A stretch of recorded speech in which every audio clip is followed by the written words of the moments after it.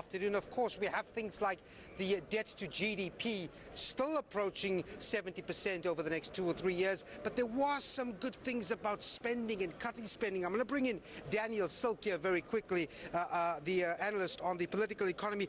Was this a convincing speech? I mean, does government have a hold now on what it has to do in terms of reducing its spending? Well, I think convincing we will know over time. I think what it was a realistic assessment, at least the beginnings of a realistic assessment of some of the urgent priorities for government. And the big take home from this really is the issue of cutting back state expenditure and realistically now looking as though government is serious about putting its battles with the unions to aside for the moment and attempting now to process 160 billion rand in salary adjustments downwards for the public sector wage bill. I mean, that is a significant step for government.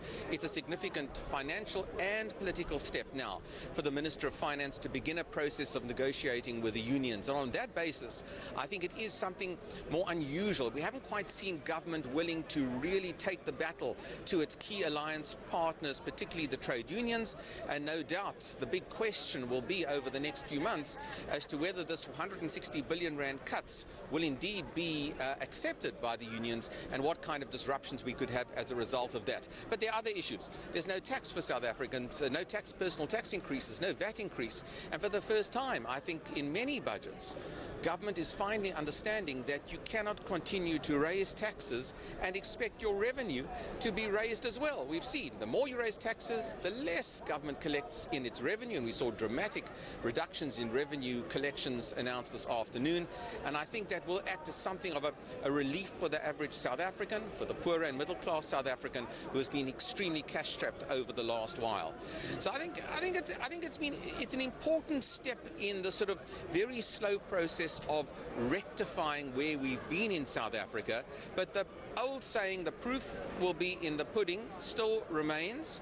And exactly how we deal with this mushrooming debt, the question still remains. And what do we do about the 450 billion rand that is still Eskom's big debt and the biggest issue for us in South Africa? These issues haven't really been addressed in the budget. I'm going to get to SOEs in a moment, but let's bring it back to investor confidence here. So I was tracking the rand as the minister spoke, and Daniel, just an hour ago or an hour and a half when we were talking, we saw that rand sitting at 15.32, roundabout there to the US dollar. We get into the budget speech, it drops by about 15 to 16 cents, now sitting at 15.15. I understand the coronavirus would have always had volatility, but can we say, at least as a knee-jerk, investors like this speech purely on the basis of that rand strengthening, or is that too much?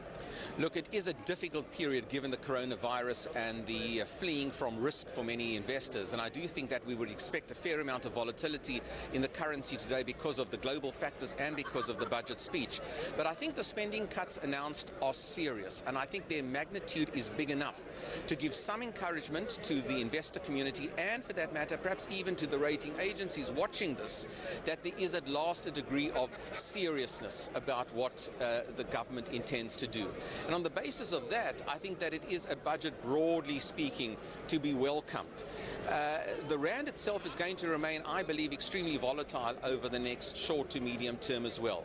And the global issues may well, in fact, impact the rand even more than this budget. There are far too many still unanswered questions emanating from the budget today. But the overall message from government is a sense of urgency, and I think this large figure certainly indicates that government here is not playing around anymore, it's serious. So you had organizations like Business Leadership South Africa, you had BUSA, another business unit, you had the Minerals Council saying, look, the best way to actually get money coming into this country is to increase economic activity. Watch out for that corporate tax, that if you rise that, it might just limit competitiveness. And I see there are moves to actually see that corporate tax coming down. And the other point, Daniel, that struck me is that 2.5 billion rand will be going towards the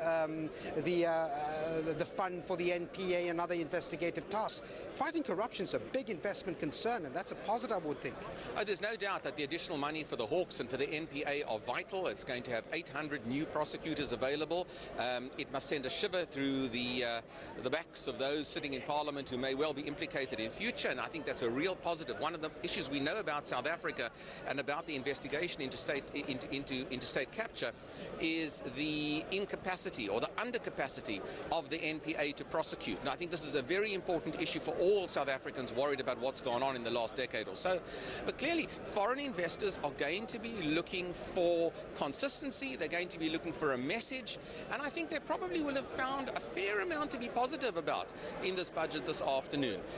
From a tax perspective, domestically within South Africa, I think it has been accepted now by government that tax levels are simply too high, and you don't want to negatively impact business even further as you go about the sort of attempting to turn the corner for the country. And I think that's what we've seen in this afternoon. But once again, government really has to come to the party when it comes to efficiencies of delivery. It's cut many of its budgets for certain key departments, I might add as well, which won't go down well among certain ministries in South Africa. And the minister will have to sell the cuts to the unions. He's going to have to sell the cuts to various state departments as well, particularly human settlements, I might add. And he's got a tough task ahead of him.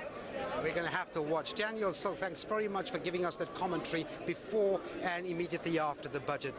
Political and economic analyst, there's some serious proposed budget cuts. Let's get some political reaction now. Vuyo Mvoko is standing by.